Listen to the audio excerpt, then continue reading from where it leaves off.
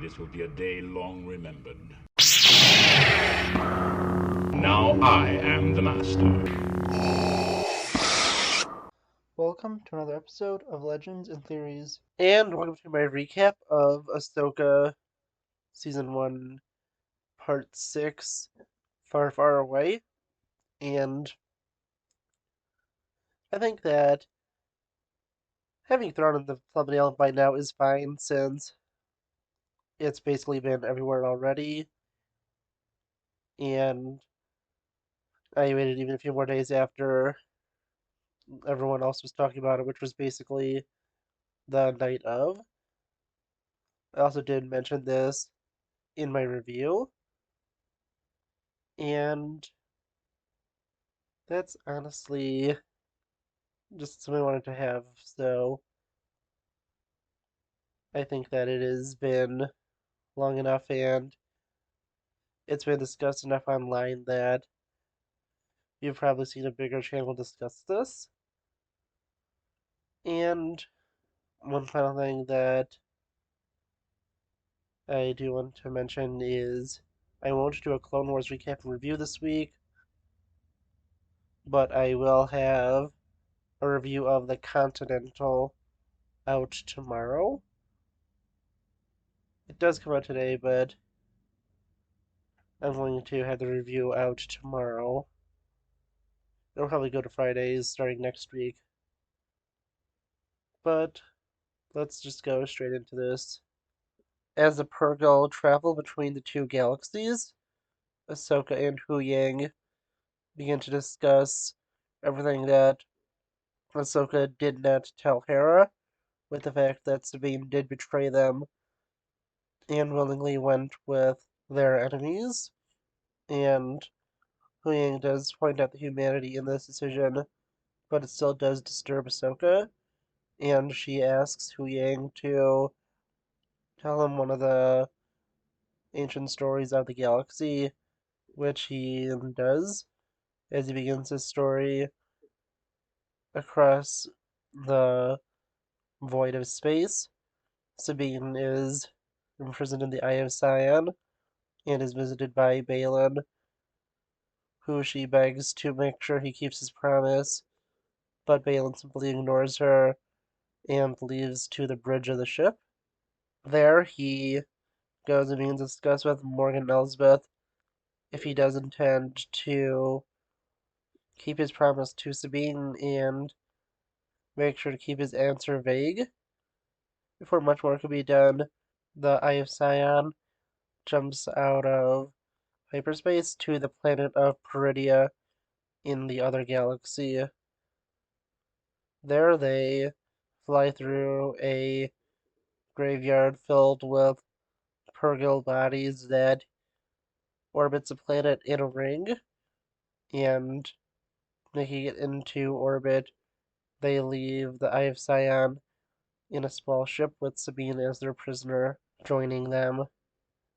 They fly down to the planet and to a large spire where they meet with the three great mothers that are on this planet.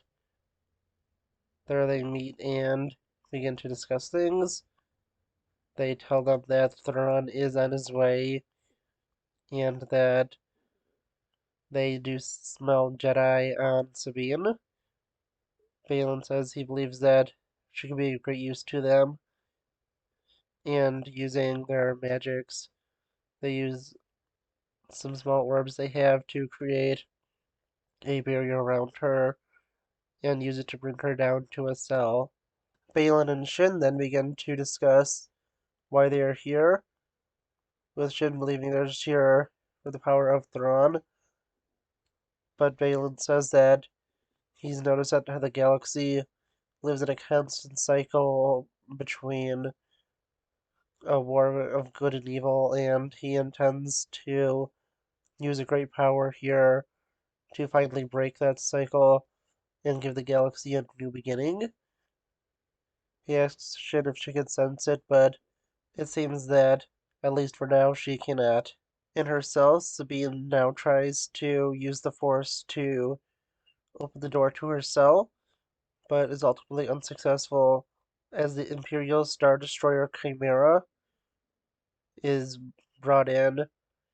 It hovers over the main tower of this ancient Night Sister stronghold and lowers itself down.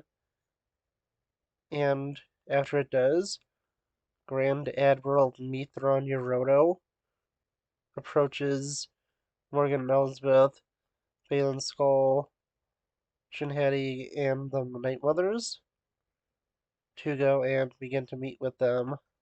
He first goes and thanks them for coming and asks for introduction to the two people he does not know. Morgan quickly introduces them as Balin Skull and his apprentice Shinhati. Thrawn recognizes the name, saying that Balin Skull was a general for the Republic during the Clone Wars and was a Jedi. This quickly surprises the Night Mothers, but Balin assures them that he hasn't been a Jedi for a long time. He then says that they have Sabine Wren in custody and believe that she could be useful, and Thrawn agrees and goes down to meet her. Sabine is frustrated when she sees Thrawn and tells him that she has a deal with Balin, and Thrawn fully agrees to it, saying that he will help her find Ezra and allow her to go out, giving her the most updated intel on Ezra's location. She is a little surprised by this, as she has given her weapons and Mandalorian armor back. She's able to go and ride off. Thrawn and the rest of them go and watch her go off. And we can discuss too why Thrawn did this. Thrawn quickly tells them that they will be reunited, and after they do this, Balin and Shin will be there to go and to kill both of them.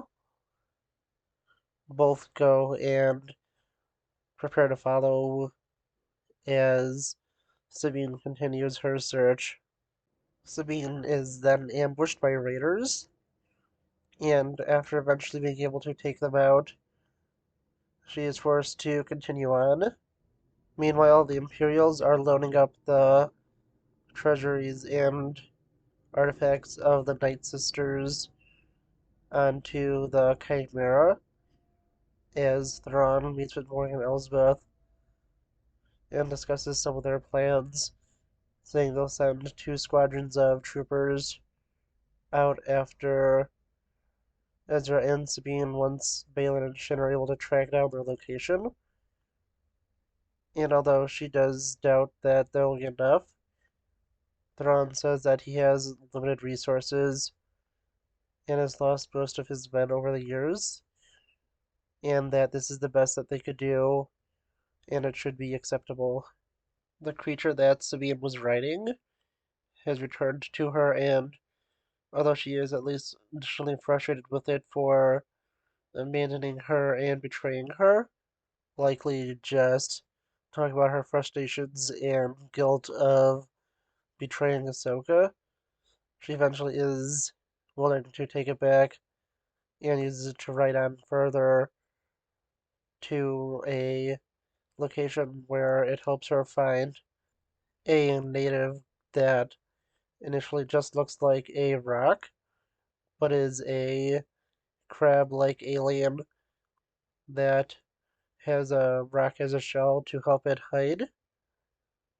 It is at first scared of Sabine until she goes and places down her blaster, and it notices that she has the Rebel Alliance Starbird put upon her armor, and this makes it trust her and show her that it recognizes the symbol as it shows her the version of the Starbird it has upon its necklace, hidden beneath its clothes, and this convinces Sabine that it knows where Ezra is and begs it to take her to him, it seems to understand and begins to lead her away.